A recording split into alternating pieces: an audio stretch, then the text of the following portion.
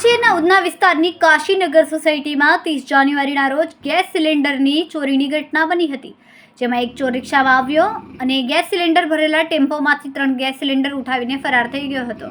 આ સંપૂર્ણ ઘટના સીસીટીવીમાં કેદ થઈ હતી। આ સીસીટીવી ફૂટેજના આધારે આજે સ્થાનિક લોકોએ ચોર રિક્ષા ચાલકને ઝડપી પાડ્યો।